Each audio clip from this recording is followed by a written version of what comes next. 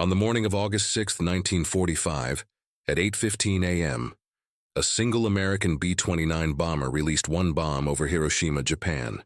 For 3 seconds, the world stopped. A flash of light brighter than 1,000 suns. A shockwave traveling faster than sound. A fireball reaching temperatures of several million degrees. When the light faded, 70,000 people were dead. By year's end, 140,000.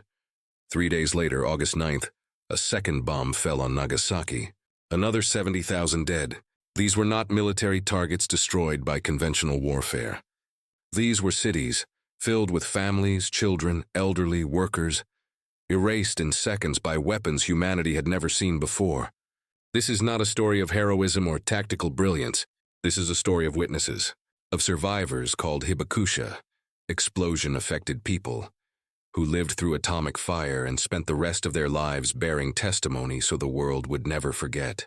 This is the story told by Akiko Takakura, who was 20 years old, 300 meters from the Hiroshima epicenter, and survived to tell what humanity must never repeat.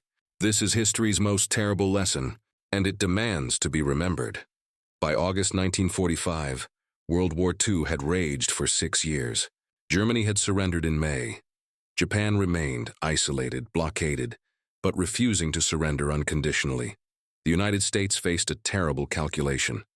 Intelligence estimated that invading Japan would cost 500,000 to 1 million American casualties, and perhaps 5–10 million Japanese casualties, military and civilian. The Battle of Okinawa had just ended after 82 days, killing 12,000 Americans and 150,000 Japanese, including tens of thousands of civilians who chose suicide over surrender. Meanwhile, American scientists had completed the Manhattan Project, a secret research program that had cost $2 billion and employed 130,000 people to build something unprecedented, an atomic bomb. 2 types had been developed, a uranium bomb called Little Boy and a plutonium bomb called Fat Man. On July 16, 1945, the first test detonation in New Mexico proved the weapon worked. The explosion was visible 200 miles away.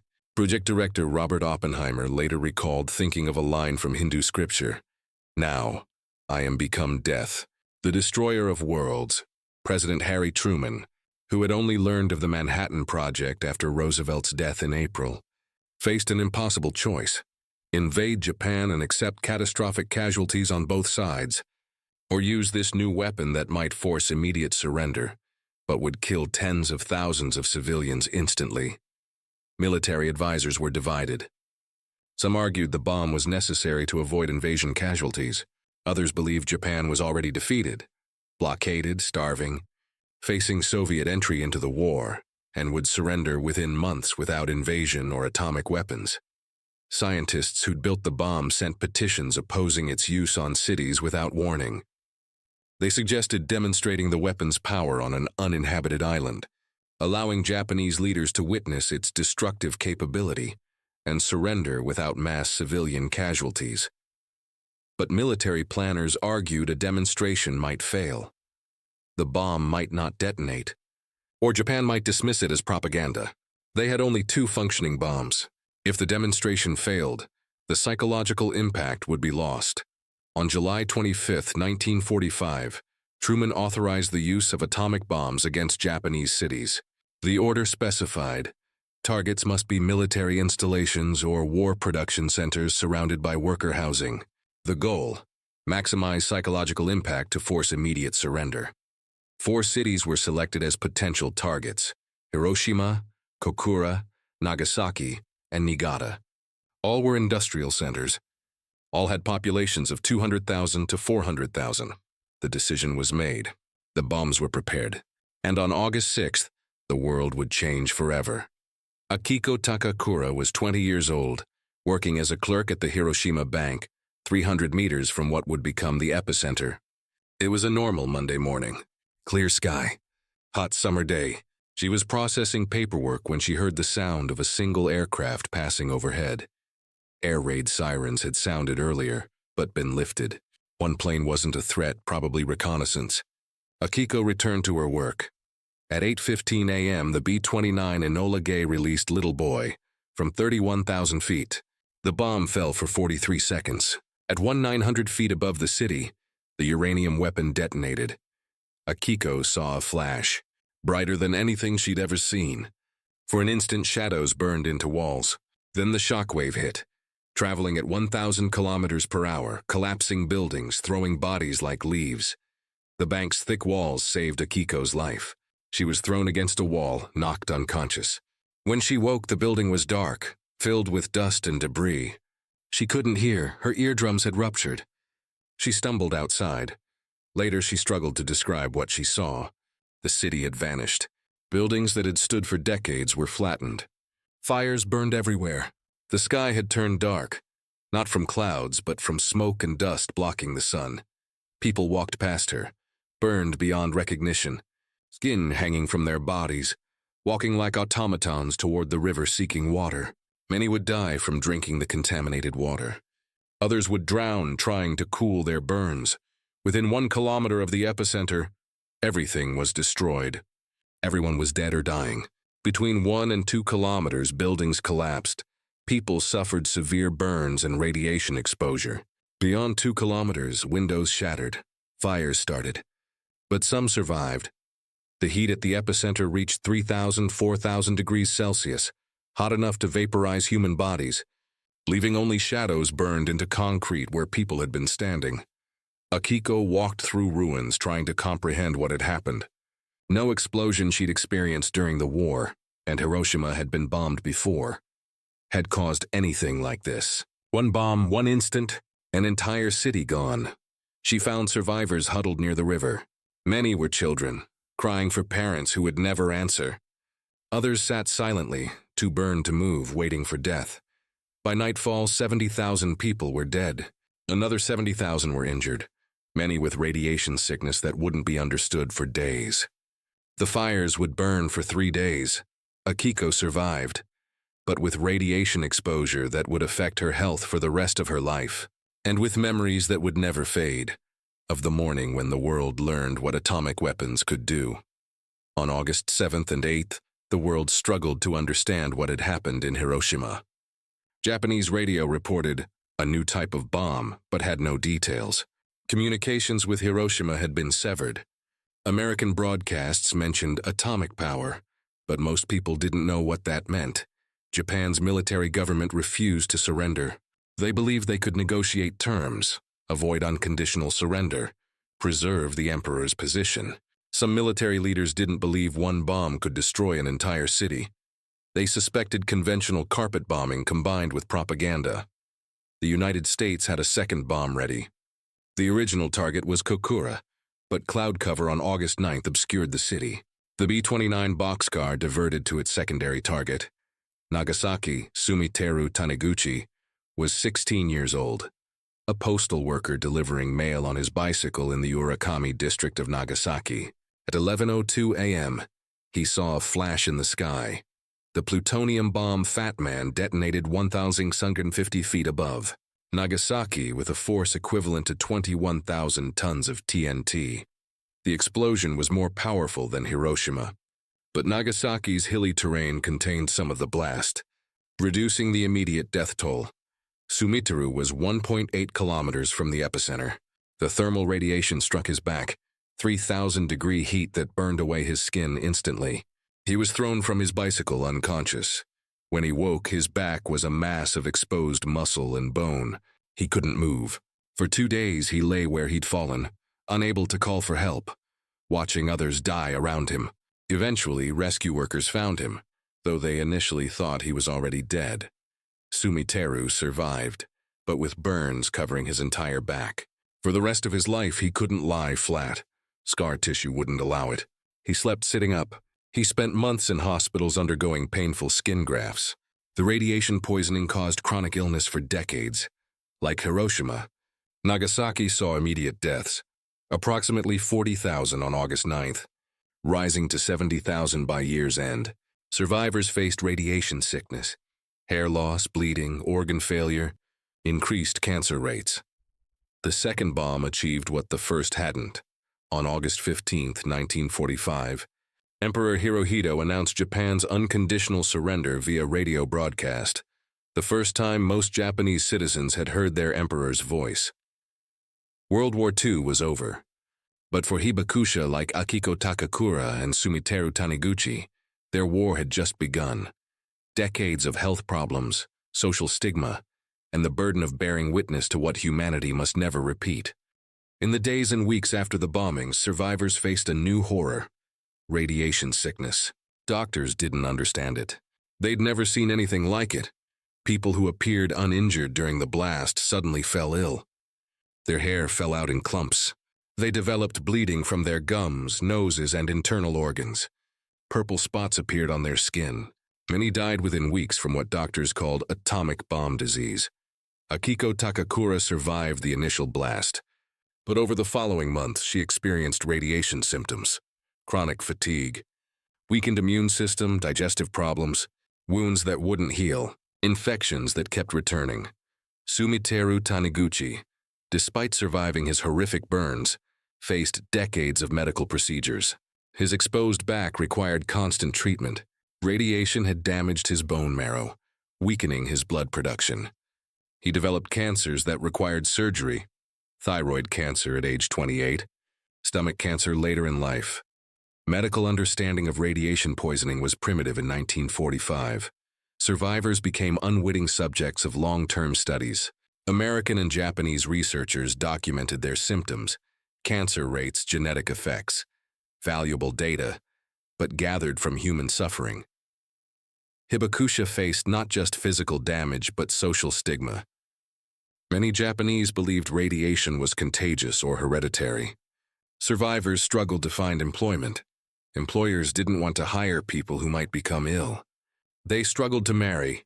Families feared their children would inherit genetic damage. Women who'd been exposed to radiation often concealed their hibakusha status when seeking marriage, fearing rejection. Pregnant women worried their children would be born with deformities or health problems. Some did suffer increased miscarriage rates and birth defects, though not to the catastrophic degree initially feared. The psychological trauma was immense. Survivors carried guilt. Why had they lived when so many died? They carried rage at the government that had led Japan into war, at the Americans who dropped the bombs, at their own helplessness. They carried fear of cancer, of illness, of dying slowly from radiation poisoning. Many hibakusha spent decades in silence, not speaking about their experiences. The memories were too painful, the stigma too severe, the burden too heavy.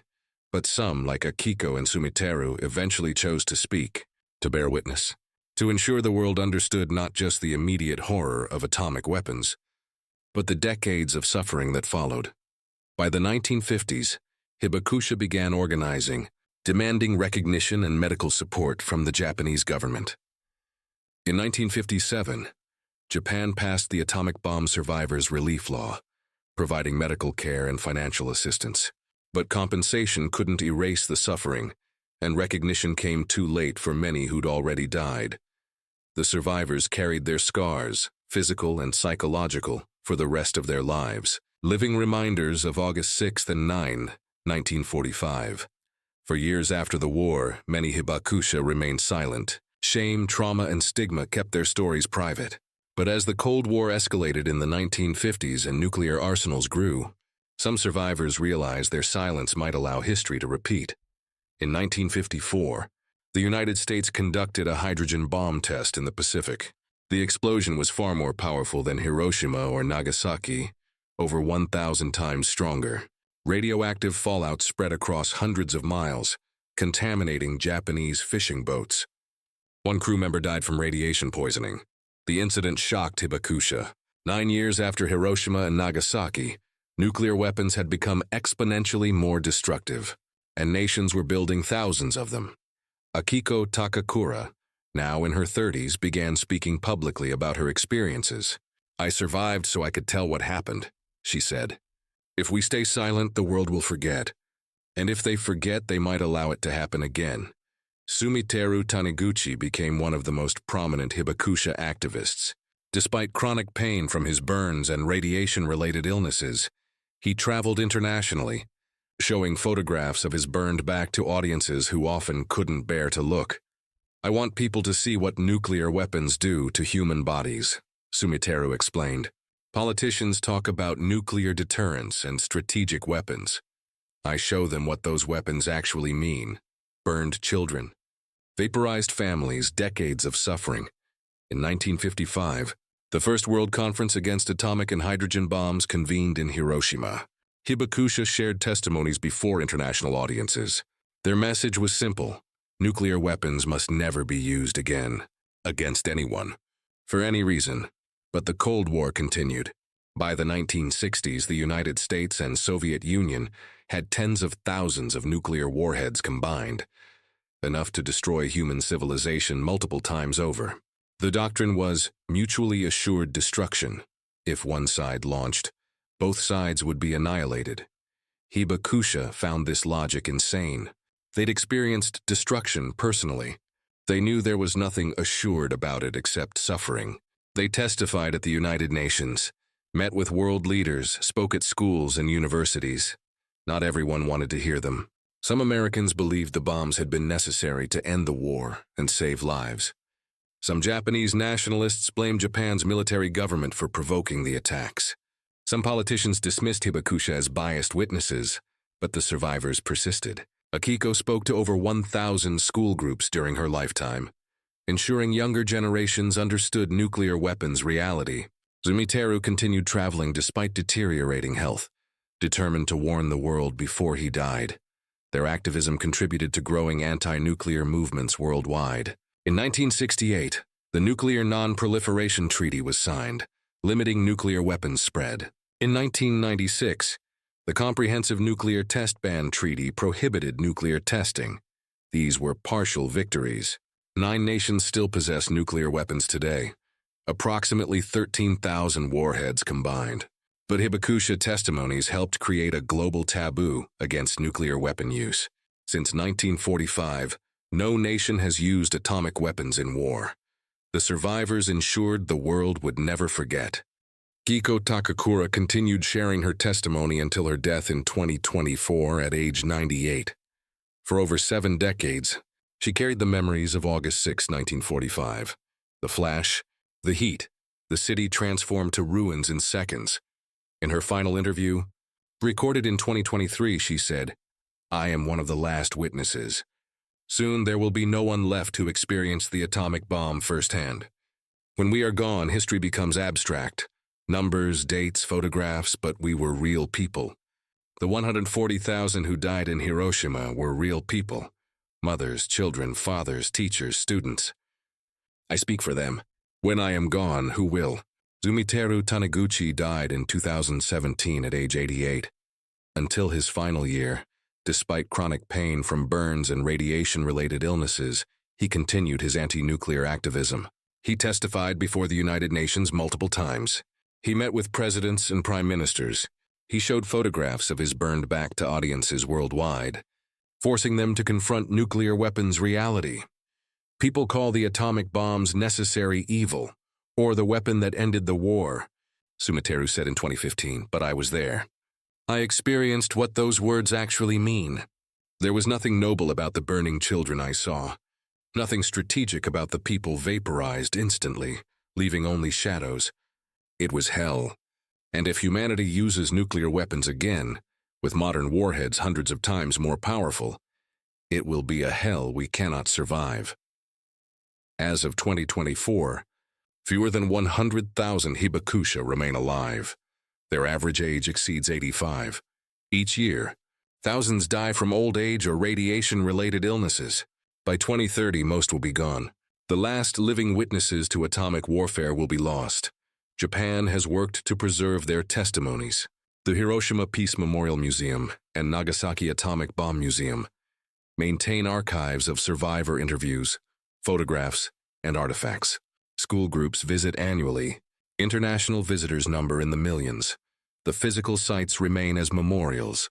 The Hiroshima Peace Memorial, the skeletal remains of the former Prefectural Industrial Promotion Hall, one of the few structures near the epicenter that partially survived, stands as a UNESCO World Heritage Site.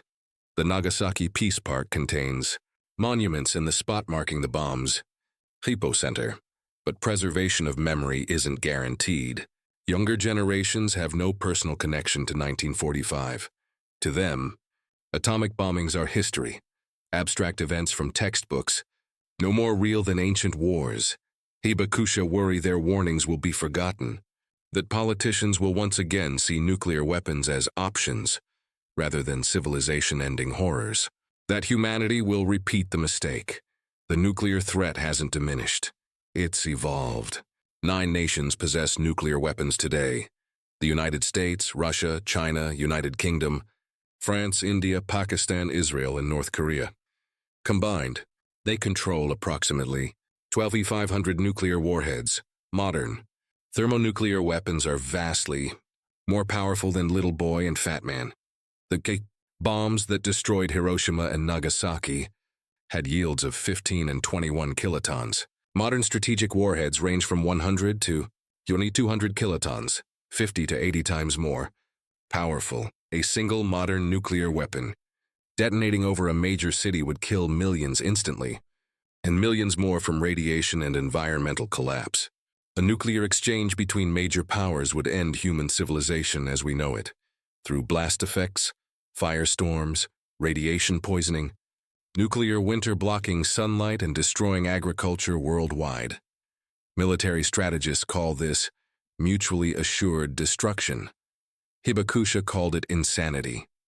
Despite decades of arms control treaties, nuclear arsenals remain massive. The United States and Russia each maintain approximately 4,000 warheads. Thousands remain on high alert, ready to launch within minutes. New nuclear-armed nations have emerged. North Korea tested its first nuclear weapon in 2006 and now possesses an estimated 30-40 warheads. Iran's nuclear program remains controversial. Other nations maintain nuclear latency, the technical capability to build weapons quickly if they choose. The risk isn't just intentional war, it's accident, miscalculation, or technological failure. There have been multiple near misses, false alarms that almost triggered nuclear launches, communication errors, equipment malfunctions. Humanity has been lucky. Hibakusha warned that luck runs out. In 2017, the International Campaign to Abolish Nuclear Weapons, ICAN, won the Nobel Peace Prize for its work promoting the Treaty on the Prohibition of Nuclear Weapons.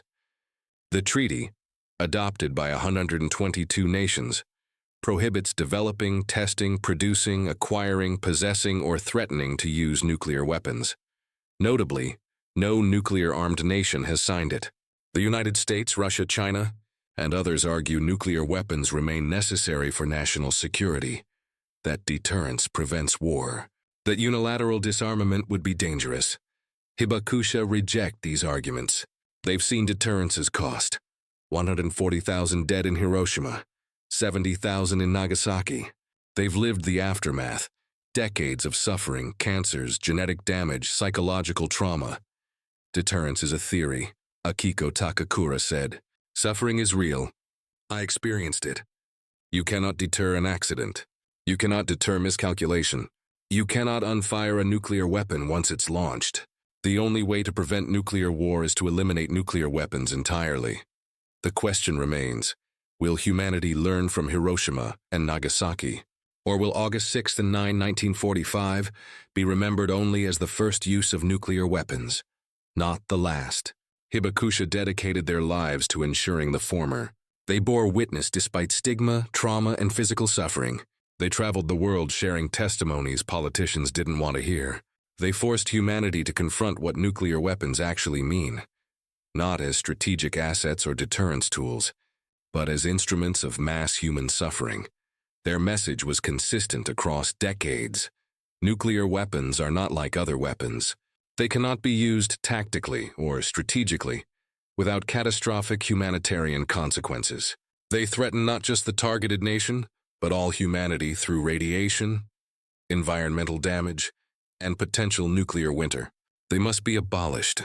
Whether their warnings are heeded remains uncertain, but their testimonies are preserved, their photographs documented, their stories archived. Future generations will decide whether to listen. In Hiroshima today, cherry blossoms bloom every spring around the Peace Memorial. Tourists photograph the skeletal dome, School children lay paper cranes at memorials. Life has returned. The city rebuilt, population thriving, nature recovered. But beneath the modern city lie the ashes of 140,000 people. Their names carved in stone at the memorial cenotaph. Their shadows still burned into walls in preserved buildings. Akiko Takakura's final words, recorded in 2023, serve as both testimony and warning. I survived to tell this story, not for glory, not for recognition, but because the world must understand what happened here, must understand that nuclear weapons are not abstract strategic tools. They are instruments that burn children alive, vaporize families, poison generations. When I am gone, this story passes to you. Remember it, share it, fight to ensure it never happens again. Because if nuclear weapons are used in the 21st century, with modern arsenals hundreds of times more powerful, there may be no survivors left to bear witness. The flash lasted 3 seconds. The suffering lasted decades. The warning must last forever. This is not a story with heroes. It is a story with witnesses. May their testimony never be forgotten. May their warning never be ignored. May humanity prove wise enough to ensure Hiroshima and Nagasaki remain history, not prologue.